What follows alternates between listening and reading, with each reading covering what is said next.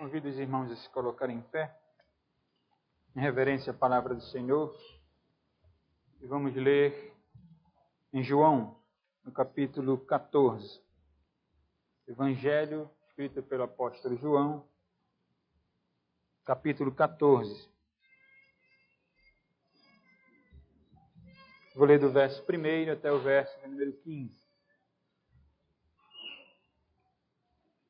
Evangelho de João, capítulo 14, do verso 1 ao 15. Diz assim a palavra do Senhor. Não se turbe o vosso coração.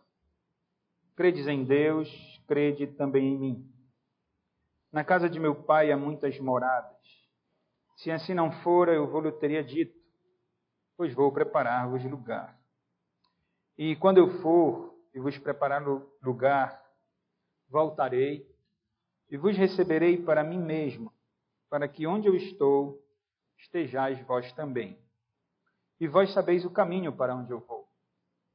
Disse-lhe Tomé, Senhor, não sabemos para onde vais. Como saber o caminho? Respondeu-lhe Jesus, eu sou o caminho, e a verdade e a vida. Ninguém vem ao Pai senão por mim. Se vós me tivesseis conhecido, conheceríeis também a meu Pai. Desde agora o conheceis e o tendes visto. Replicou-lhe Filipe, Senhor, mostra-nos o Pai, e isso nos basta. Disse-lhe Jesus, Filipe, há tanto tempo estou convosco e não me tens conhecido? Quem me vê a mim, vê o Pai. Como dizes tu, mostra-nos o Pai? Não crês que eu estou no Pai e que o Pai está em mim? As palavras que eu vos digo, não as digo por mim mesmo, mas o Pai que permanece em mim faz as suas obras. Crede-me que estou no Pai e o Pai em mim. Crede ao menos por causa das mesmas obras. Em verdade vos digo, que aquele que crê em mim fará também as obras que eu faço, e outras maiores fará, porque eu vou para junto do Pai. E tudo quanto pedirdes em meu nome, isso farei, a fim de que o Pai seja glorificado no Filho. Se me pedirdes alguma coisa em meu nome, eu farei. Se me amais, guardareis os meus mandamentos. Vamos orar. Pai eterno, Deus bendito, te damos graças, Senhor, porque estamos na tua presença, te cultuando. E nesse momento, Senhor, diante da tua palavra aberta, te suplicamos humildemente teu favor. Que o Senhor tenha misericórdia de mim. Tenho tão grande responsabilidade, Senhor, de expor a tua palavra. E que eu faça na dependência do teu Espírito, Senhor, no poder do teu Espírito também. De tal modo que a tua palavra seja compreendida, Senhor, pelos irmãos que aqui se congregam, por aqueles que nos visitam. E o poder do teu Espírito Santo, que inspirou a tua palavra, que a tem preservado, venha nesse momento, Senhor, tomar esta porção e aplicá-la ao coração de todos aqui presentes. Que os irmãos, Senhor, que a tua igreja seja edificada. E aqueles que ainda não se confiaram a Cristo sejam alcançados pelo Evangelho. Que o seu entendimento seja iluminado pelo Senhor, de tal modo que venham a desejar sinceramente trilhar o único caminho que conduz um pecador ao Pai eterno, que é o nosso Senhor e Salvador Jesus Cristo, teu Filho unigênito, Senhor. Em nome dele nós choramos, em nome dele nós nos reunimos e te suplicamos que o Senhor permaneça conosco. Te apresento ainda, Senhor, mais uma vez a vida dos enfermos da nossa igreja, que o Senhor venha consolá-los, que o Senhor venha confortá-los, e que eles jamais, Senhor, venham a esquecer da verdade de que todas as coisas cooperam para o bem deles, Senhor. Que tu continues sendo soberano, apesar das adversidades, apesar das dores, e que tu és o nosso Deus, tu és o nosso Emanuel, Deus conosco. Em nome do teu Filho, Senhor, que nós oramos. Amém. Irmãos, podem sentar.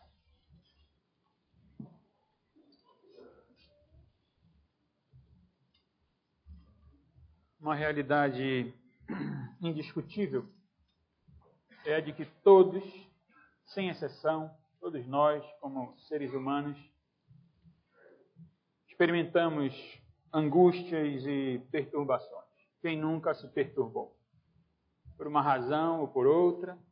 Nós sempre, ou de vez em quando, nos encontramos em situações perturbadoras, situações que abatem a nossa alma, que nos desanimam, que nos fazem, muitas vezes, até por causa do pecado do nosso coração mesmo, em desistir da caminhada cristã, achar que tudo é o fim e que não tem sentido nenhum continuar a trajetória. A angústia é uma realidade que provém da queda dos nossos primeiros pais. Adão e Eva pecaram no Jardim do Éden e todo tipo de mazela veio para a humanidade. E essa mazela alcançou até mesmo nosso Senhor Jesus Cristo. Os irmãos têm acompanhado a exposição do Evangelho de João e têm visto como Jesus Cristo também teve a sua alma angustiada, o seu espírito perturbado, quando ele esteve diante da tumba do seu amigo Lázaro, do caixão do seu amigo Lázaro. Depois Cristo falou da sua morte, teve a sua alma angustiada. Nós estudamos no domingo passado o momento em que ele anunciou aos seus discípulos que um deles iria traí-lo e a sua alma também ficou angustiada. E aqui, nesses versos que eu acabei de ler com os irmãos, o Senhor Jesus anima os seus discípulos para que eles não fiquem angustiados, para que eles não fiquem perturbados, simplesmente pela ocasião. Eu lembro dos irmãos que nós estamos estudando os últimos momentos, as últimas horas do Senhor Jesus Cristo aqui na terra, desempenhando o seu ministério terreno antes de ir à cruz do Calvário. Jesus Cristo se retirou com os seus discípulos, e agora ele tem 11, porque Judas, que iria traí-lo, já saiu naquele exato momento em que ele teria que sair. E agora com os 11, o Senhor Jesus está revelando a eles verdades com vistas à continuação da promoção do seu reino. E o Senhor Jesus está recrutando os seus discípulos, está preparando os seus discípulos para a grande tarefa que eles terão de propagar o reino e de pregar o evangelho e de libertar pessoas das trevas. Enfim, o Senhor está animando os seus discípulos. Mas a circunstância ela não é favorável, porque o Senhor Jesus mesmo já havia mencionado algumas realidades a esses discípulos e por isso eles estão angustiados. E eu quero considerar esses versos sob o tema não fiquem angustiados. O Senhor Jesus anima os seus discípulos aqui afirmando 3 verdades. Os irmãos podem acompanhar aí. A primeira está no versículo 2, onde o Senhor Jesus diz: na casa de meu Pai há muitas moradas. Jesus está dizendo aqui no versículo, eu vou estar elucidando aos irmãos, que ele terá que ir à casa do Pai. Ele tem que ir até o Pai. Então essa é a primeira afirmativa dele, quando ele diz não fiquem angustiados, ele diz eu vou para a casa do Pai. A segunda afirmativa estimulante de Jesus, nós encontramos no versículo 6, onde Jesus diz eu sou o caminho, a verdade e a vida, ninguém vem ao Pai senão por mim. Ele disse, não fiquem angustiados, eu vou para o meu Pai, eu vou para a casa do meu Pai.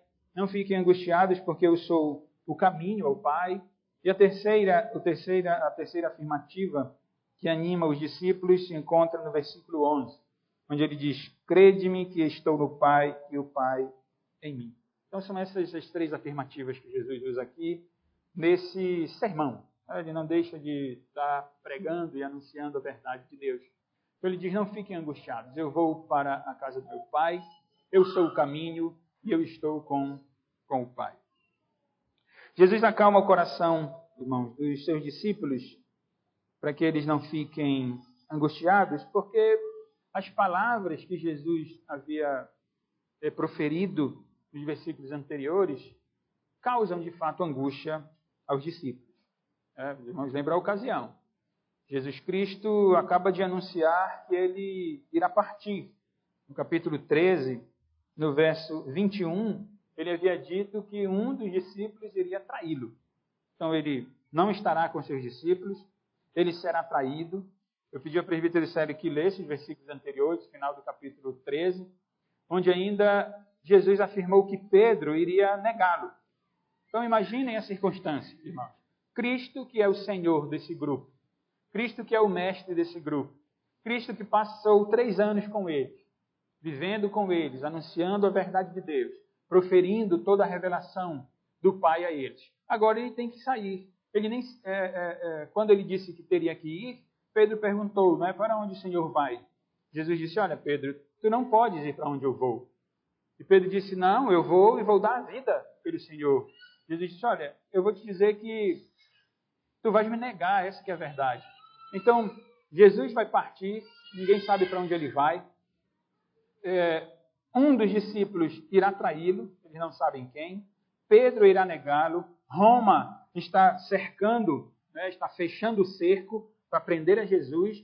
E é muito provável que os discípulos até pensem que irão morrer com Cristo. O Senhor Jesus é a segunda pessoa da Trindade Santa, o Deus verdadeiro, que tem se revelado como eu sou, que tem revelado a vontade de Deus, que tem pregado o bem e que tem realizado portentos na vida dos homens, tem revelado o amor de Deus, mas mesmo assim está se fechando o cerco.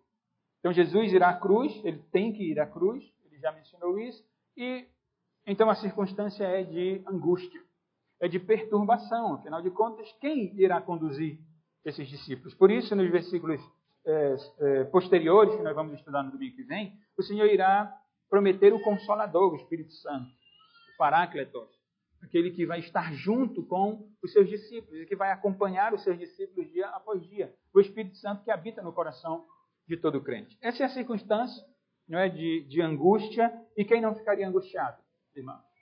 Quem não ficaria perturbado? Não é?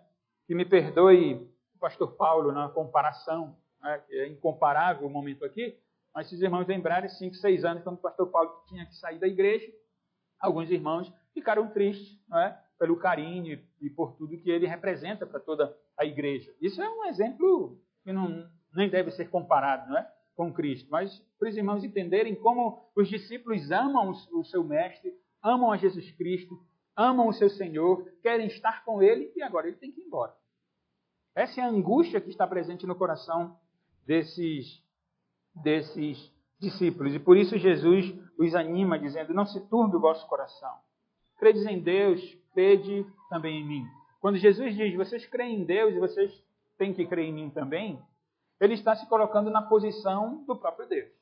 Porque aquele que diz, vocês creem em Deus e devem crer em mim, se não for Deus, ele acaba blasfemando, ele acaba pecando contra Deus. E Jesus Cristo tem revelado aqui a realidade de que ele é o Deus verdadeiro.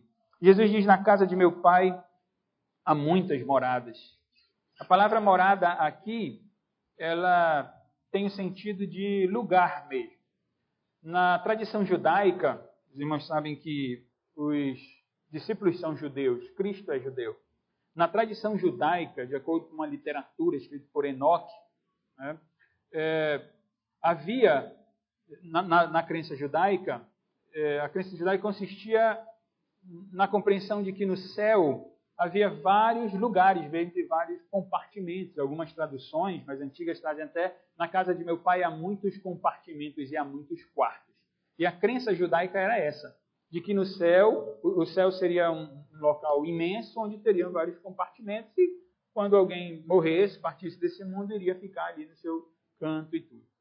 Ora, embora o termo dê a ideia de lugar, mas o termo é mais amplo, porque nos dá a ideia de permanência.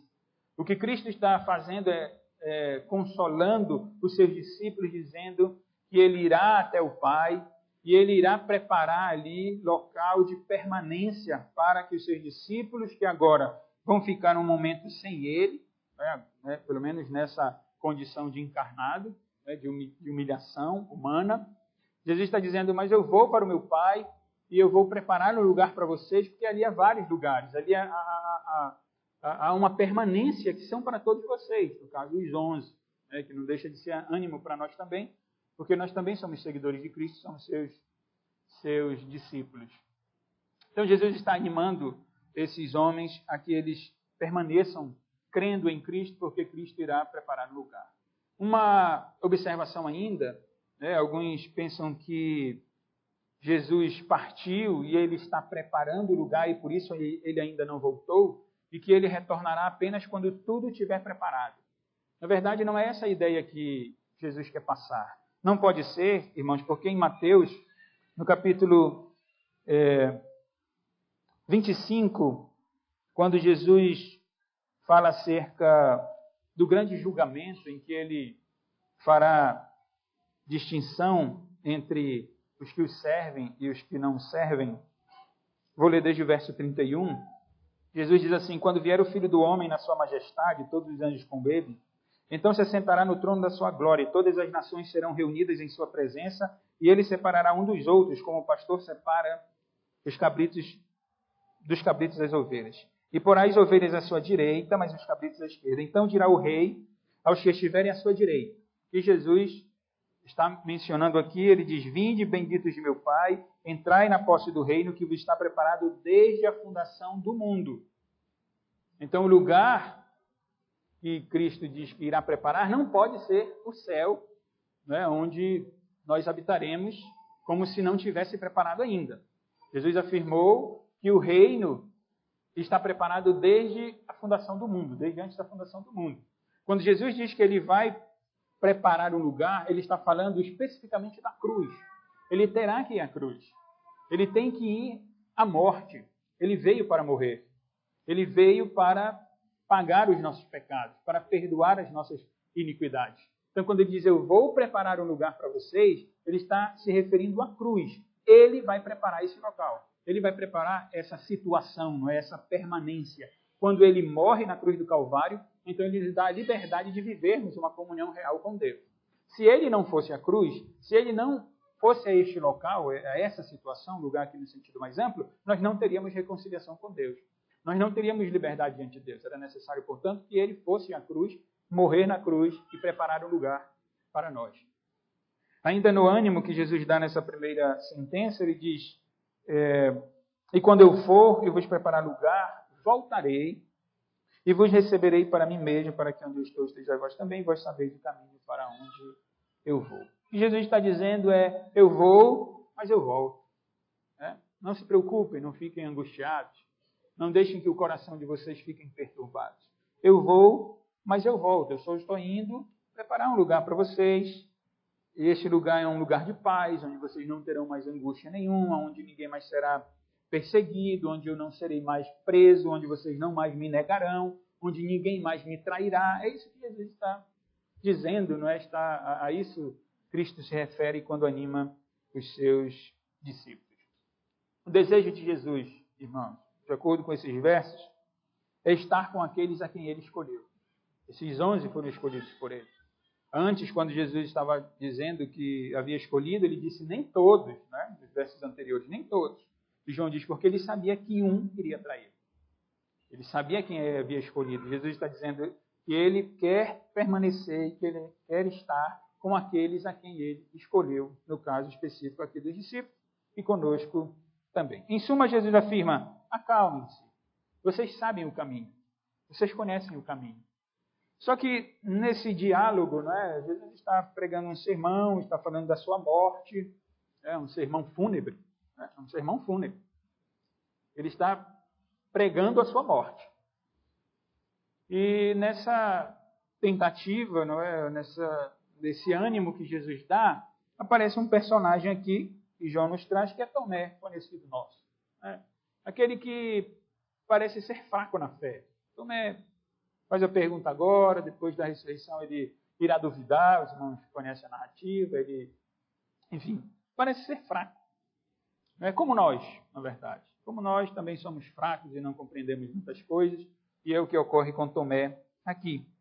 E ele faz uma pergunta a Jesus no versículo 5. Jesus tinha dito, vocês sabem qual é o caminho, vocês já conhecem o caminho. Só que Tomé diz, Senhor, não sabemos para onde vais. Como saber o caminho? Tomé não é ímpio, Tomé não é incrédulo, no sentido perverso, no sentido pejorativo da palavra. Tomé é um crente. Só que ele tem a sua dificuldade de entender, como nós temos muita dificuldade de entender muitas passagens bíblicas, muita revelação da parte de Deus. E Tomé faz a pergunta, Senhor, como se ele não tivesse aprendido as coisas com o Senhor. E recebe a resposta de Jesus maravilhosa, no versículo 6, um texto muito conhecido, né, muito propagado, onde Jesus diz, eu sou o caminho e a verdade e a vida, ninguém vem ao Pai senão por mim. Ninguém vem ao Pai senão por mim. Jesus é o caminho a Deus. Quando ele diz, eu sou o caminho, ele está, não pensem que, obviamente, que nessa época não havia muitas religiões. Há muitas religiões nessa época, desde os tempos antigos. Desde que Adão caiu no Jardim do Éden, o homem, o ser humano, busca uma reconciliação com Deus de várias formas, de vários métodos, por vários caminhos, criando várias religiões. Mas Jesus se apresenta aqui aos discípulos como dizendo, eu sou o caminho. Quando Tomé, confuso, né, por causa da sua humanidade, diz, nós não conhecemos o caminho, Jesus diz, eu sou o caminho que conduz ao Pai. Quando Jesus diz, eu sou o caminho, ele está se referindo a um único caminho. Ele está dizendo que todas as religiões, elas são falsas sem Jesus. Inclusive o judaísmo, aqui, né, ou a religião judaica dos fariseus da época de Jesus, que negam o Cristo e que querem matar o Cristo e que vão matar o Cristo. Jesus está dizendo, eu sou o caminho, não é a religião judaica, não é nenhuma outra religião, senão eu, unicamente eu, sou o caminho. Eu sou a verdade, ele diz. Ele é aquele que revela a vontade de Deus. Ele é aquele que conhece o passado, o presente e o futuro. Por isso não existe mentira diante de Deus, porque ele vê todas as coisas. Nós não, nos ocultam muitas coisas, né? Nós não sabemos de tudo e por isso somos enganados e não somos a verdade. Por isso nos enganamos e nos confundimos, mas Cristo não.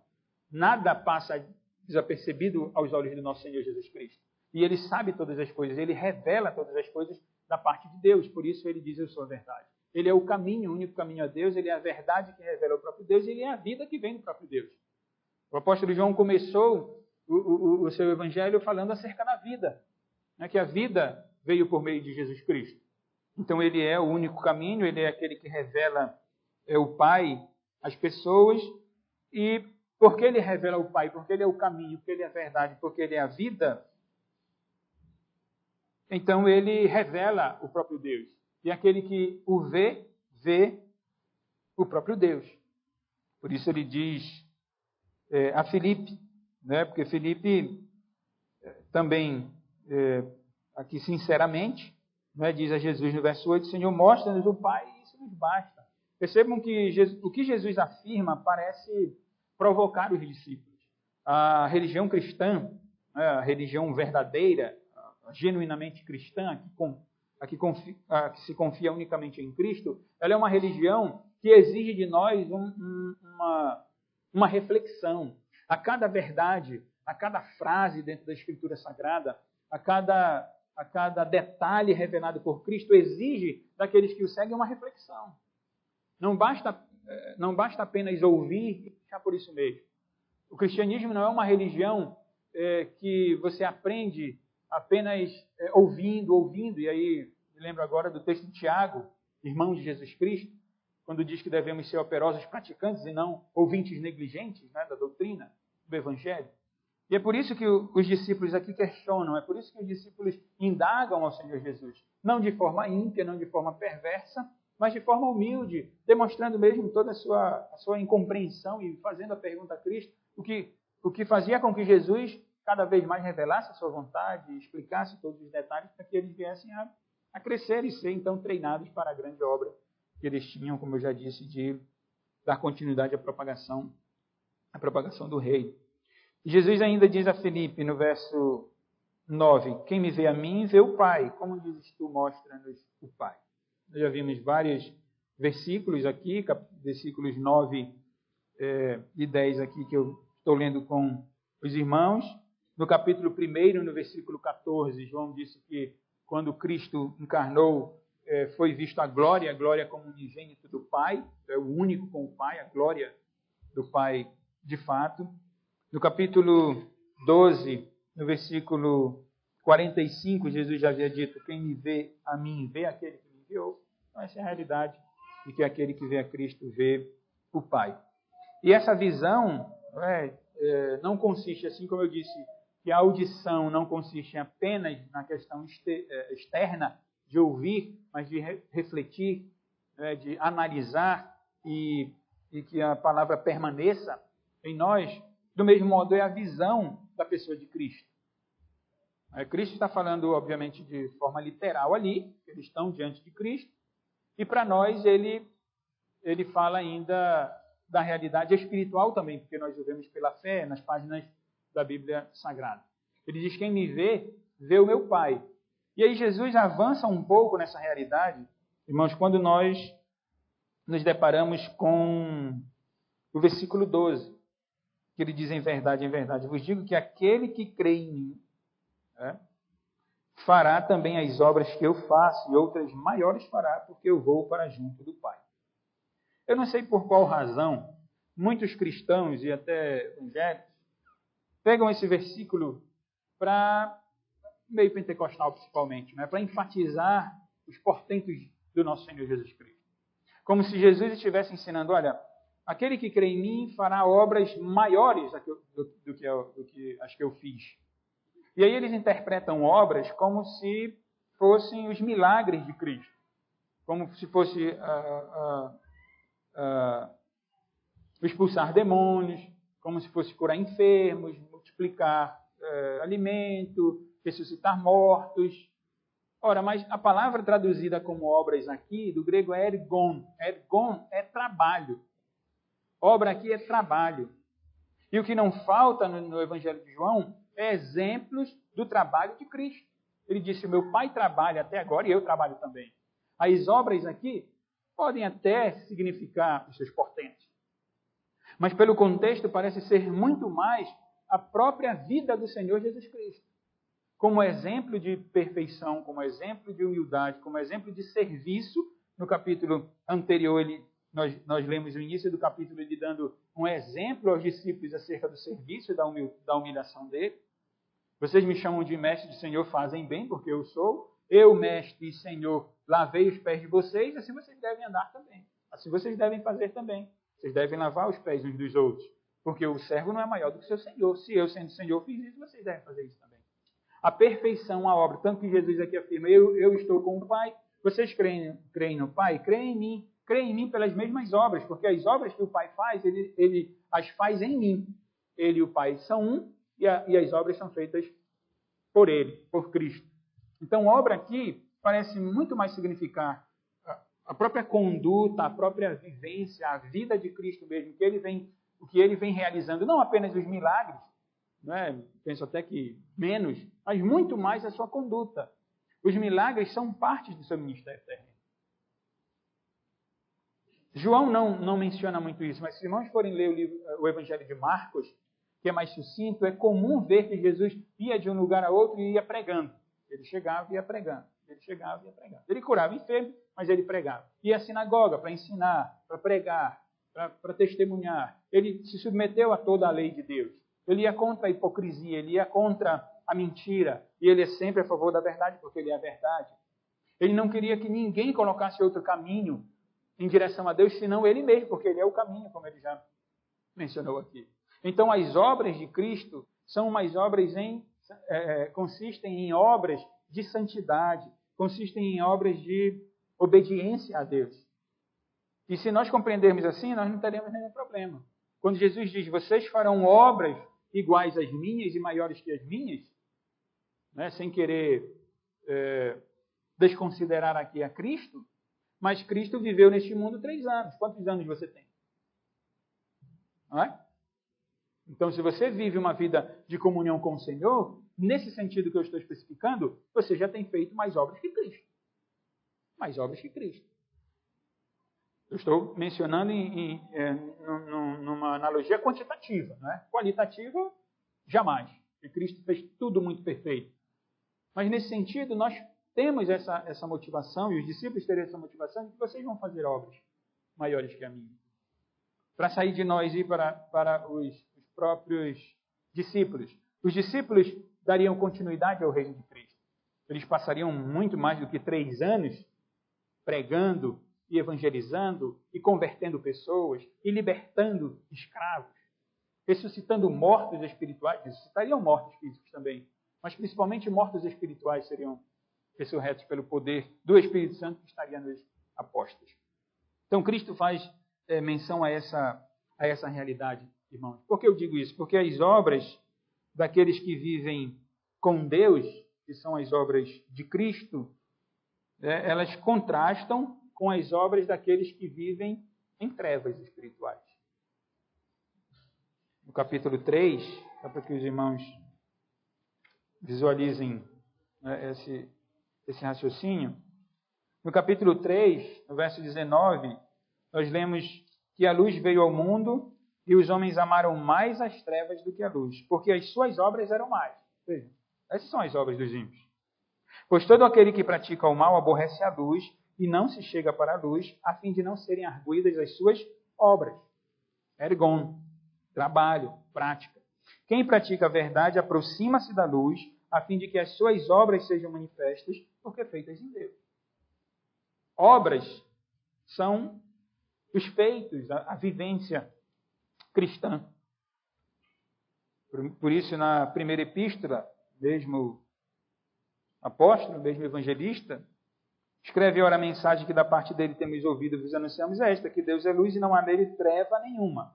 Se dissermos que mantemos comunhão com ele e andarmos nas trevas, mentimos e não praticamos a verdade. No capítulo 5, ainda da primeira epístola de João, versos 14 e 15, e esta é a confiança que temos para com ele, que se pedirmos alguma coisa segundo a sua vontade, ele nos ouve. Se sabemos que ele nos ouve quanto ao que lhe pedimos, estamos certos de que obtemos o pedido que lhe temos feito. Esses versículos aqui dizem respeito ao que será mencionado agora. Então, as obras, elas dos crentes, daqueles que vivem em Cristo, contrastam com as obras, com a vida daqueles que andam em trevas espirituais. Por isso, Jesus disse, vocês farão obras maiores. São as mesmas obras que Cristo, em Deus, né? Porque eles são um, embora duas pessoas distintas, são um único Deus, realizaram e realizam. Ao entendermos isso, irmãos, é que nós compreendemos os versículos 13, 14. Ele diz no verso 13, e tudo quanto pedirdes em meu nome, isso farei, a fim de que o Pai seja glorificado no Filho. Se me pedirdes alguma coisa em meu nome, então eu o farei. Jesus disse, vou voltar com os irmãos para organizar o pensamento. Jesus disse, aquele que crê em mim, aquele que me segue, esse fará as mesmas obras que eu faço e obras maiores. Estava dizendo aos irmãos que as obras não são necessariamente os portentos, os milagres, mas a própria conduta, a própria conduta de santidade. Como eu disse, as obras dos crentes contrastam com as obras dos ímpios e daqueles que se encontram em trevas espirituais espessas. Se nós entendemos isso, se nós que fomos alcançados pelo Evangelho, que fomos perdoados e que lutamos contra os nossos pecados e queremos sinceramente agradar a Deus e praticamos boas obras nesse sentido, espiritualmente falando, então nós temos a certeza de que se nós pedirmos algo em nome de Jesus, então nós receberemos de Deus. Agora, vale a pena ressaltar ainda um detalhe, que orar em nome de Jesus, pedir algo para Jesus em nome dele, não consiste em que em nome de Jesus seja uma fórmula mágica. O evangelicalismo tem usado assim. Eu vou comprar minha casa em nome de Jesus. Não trabalha, para ver se você vai comprar. Não adianta dizer em nome de Jesus se não plantar antes. Porque isso vai acontecer em nome de Jesus. Como se em nome de Jesus fosse um abracadabra. Como se em nome de Jesus fosse sei lá o que, alguma fórmula mágica que é pronunciada e que então a partir dali tudo vai acontecer. Porque foi feito em nome de Jesus. Orar em nome de Jesus, irmãos, consiste em uma vida de confiança em Deus. É nisso que consiste a oração em nome de Jesus. Envolve confiança em Deus, envolve vida prática, obras, santas, obras que glorificam o nome do Senhor Deus e que culminam em guardar os seus mandamentos. É por isso que nós vemos no versículo 15, se me amais, guardareis os meus mandamentos. Veja que a obra feita em Cristo, a oração em seu nome, isso envolve a observância dos mandamentos, isso envolve a vida prática de dedicação a Deus, uma confiança que está pautada na confiança que se tem em Deus. Assim como Cristo tem a confiança em Deus. Vamos lembrar o contexto? Cristo irá à cruz. O discurso de Cristo, irmãos, o ensino de Cristo e a pregação de Cristo não é uma pregação triunfalista aqui, como o evangelicalismo quer fazer, como em nome de Jesus ou qualquer outra coisa. Como se tudo fosse dar certo. O sermão de Cristo é fúnebre. Ele está animando os discípulos porque ele vai à cruz. Ele vai morrer. Ele não está dizendo, olha, orem em nome de Jesus e eu não vou para a cruz. Não, eu tenho que ir para a cruz. Eu vou morrer. Eu tenho que entregar a minha vida. Eu tenho que salvar pecadores. Para isso eu vim. Para isso Judas veio, não é? Judas veio para traí-lo, como ele já mencionou aqui. Por isso eu li os versos há pouco com os irmãos da primeira epístola, onde João deixa muito claro, essa é a certeza que nós temos na nossa oração. Se nós pedirmos em nome de Jesus, temos a certeza de que ele nos ouvirá, com confiança nele, não como uma determinação de algo que irá dar certo. Então, irmãos, Cristo está confortando os seus discípulos aqui, como disse no início, por causa da sua situação de angústia e de perturbação. Ele disse, eu vou para a casa do Pai, eu tenho que ir ao Pai, eu vou para o Pai. Ele disse, eu sou o caminho para o Pai, vocês já conhecem o caminho, né? Vocês têm me visto, então se têm me visto, têm visto ao Pai. Vocês estão no caminho, vocês vão permanecer comigo e eu estou com o Pai. Por isso vocês podem orar em meu nome, vocês podem pedir para mim, porque orando a mim, vocês oram ao Pai. É isso que Jesus está ensinando aqui. 3 lições para nós, para enfatizar o que foi dito durante o sermão. A primeira é que Jesus é o único caminho a Deus. Eu sei que para a maioria aqui, né, talvez seja uma verdade, certamente é uma verdade conhecida. Para alguns não tanto. A Bíblia deixa claro a verdade de que Jesus é o único caminho a Deus. Não há outro caminho. Por isso, quando nós lemos em Atos, no capítulo 4, no versículo 11, acerca de Jesus, que é apresentada por Pedro e João, quando pregam diante do Sinédrio, ali diante dos judeus, ele diz, Jesus é pedra rejeitada por vós, os construtores, a qual se tornou a pedra angular. E não há salvação em nenhum outro. Porque abaixo do céu não existe nenhum outro nome dado entre os homens pelo qual importa que sejamos salvos. Então, existe um único caminho a Deus. Não existem vários caminhos. Todos os caminhos levam a Deus. Todos os caminhos conduzem a Deus. Essa não é uma verdade bíblica. Essa é uma mentira satânica. Então, veja que não é uma religiosidade que leva você a Deus. Não é uma prática religiosa que leva você a Deus. Não é o lavar-se exteriormente falando que conduz você a Deus. Não é uma observância de regrinhas que conduz você a Deus. Não é. Não é fazer parte. Fazer parte faz parte, não é? Mas não é só estar rolado no hall de membros, não é só fazer parte de uma igreja que conduz a Deus. É ir a Cristo, com tudo que Cristo tem ensinado. O seu poder de perdoar pecados, o seu poder de nos reconciliar com Deus, o seu exemplo de vida, as suas obras de humildade, de serviço, de obediência plena ao Deus Pai. Esse é o caminho que leva a Deus. Rodos, a estrada, é a senda mesmo. É o caminho, é o único caminho. Não tem outros caminhos que levem a Deus, mas unicamente o nosso Senhor Jesus Cristo. Outro ânimo, outra lição, que é um ânimo para nós, foi para eles e é para nós também, foi para os discípulos e é para nós. Jesus voltará. Jesus disse a seus discípulos, eu vou, mas eu volto. Disse lá, há mais de 2000 anos. Eu vou, e ele foi, e ele disse, mas eu volto. E nós estamos seguindo a doutrina dos apóstolos.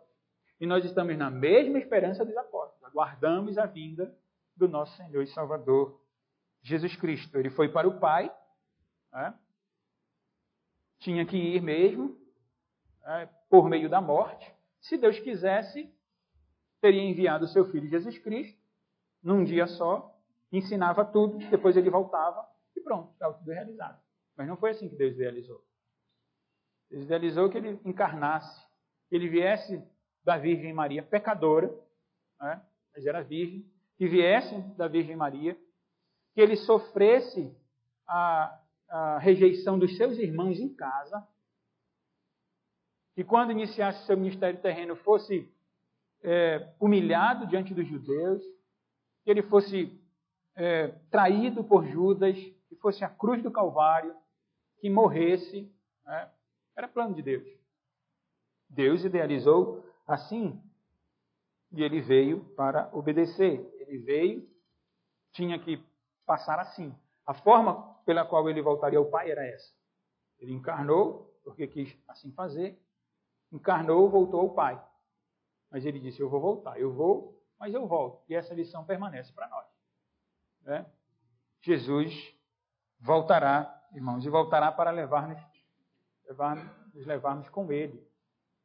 Jesus disse aos seus discípulos, porque onde eu estou, vocês vão estar também comigo.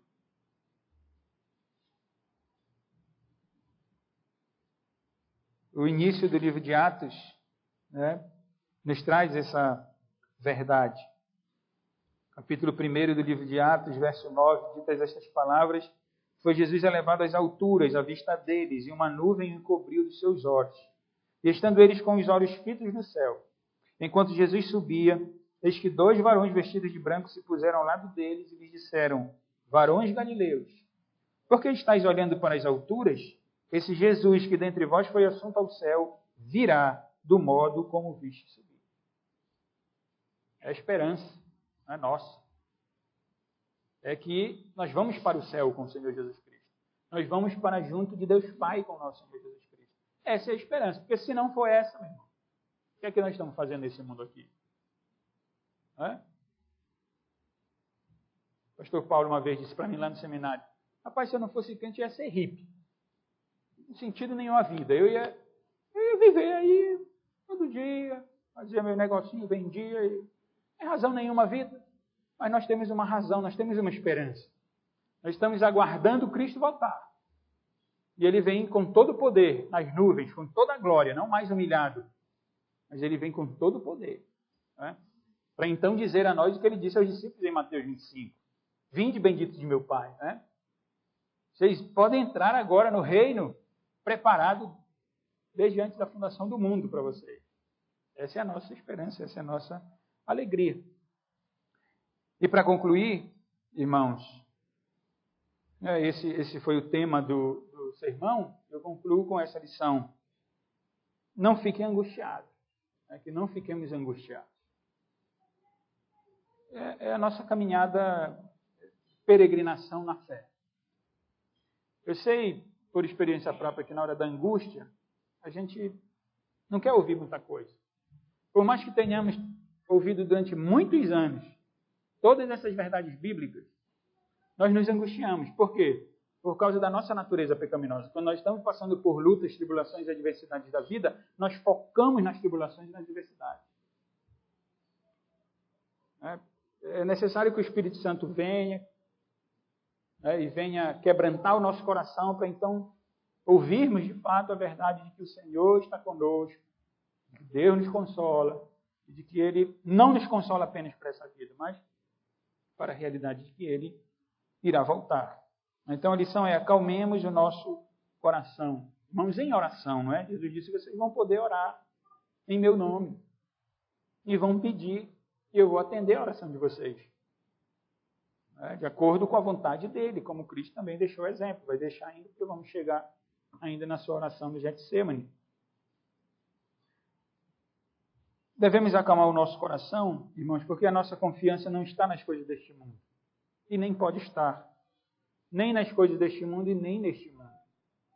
Os irmãos perceberam que Jesus está fazendo com os discípulos carinhosamente, como se eles estivessem cabisbaixos, e Cristo, dando a figura apenas, pegasse como nós pegamos no queixo do nosso filho ou da nossa filha, e levantamos, porque ele está triste. Os discípulos estão angustiados. Nós experimentamos angústias.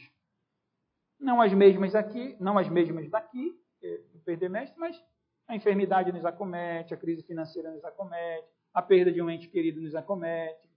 Nós erramos, nós falhamos, nós pecamos, e aí lamentamos e choramos e nos atribulamos. E é como se Cristo estivesse pegando o queixo, levantando a vista e dizendo: olhem para cima. Não se angustiem. Orem, busquem a graça de Deus. A nossa confiança nas coisas não pode estar aqui neste mundo, não pode estar nas coisas deste mundo. Como diz o apóstolo Pedro na sua segunda epístola, esperamos novos céus e nova terra nos quais habita a justiça.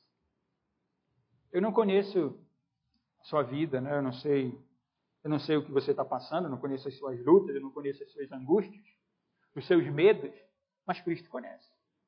E a mensagem dele é: não fiquem preocupados. Para nós é impossível isso, não é? Para nós, como, Senhor, não ficar angustiado? O Senhor diz: não fiquem angustiados. Onde eu estou, eu quero que vocês estejam comigo. Então, o que nós temos que fazer é constantemente ir a Cristo.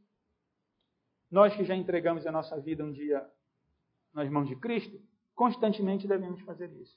E você que ainda não entregou a sua vida a Cristo, você tem que ir a Cristo.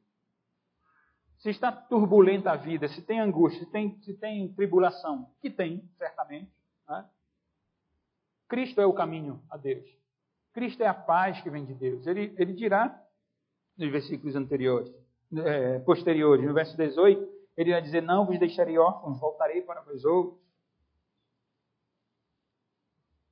Depois ele vai falar no versículo 27, deixo-vos a minha paz vos dou, não vou lá dou como dá o mundo.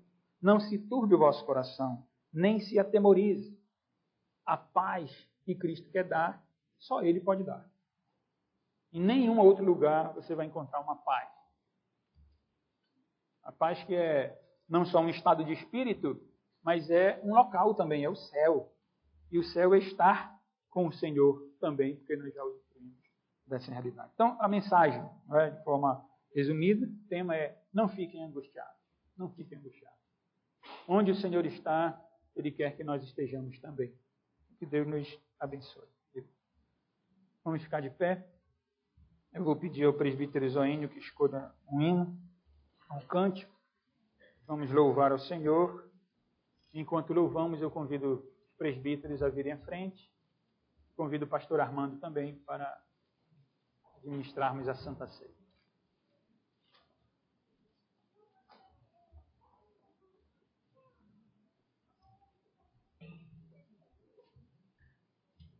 Inário 159.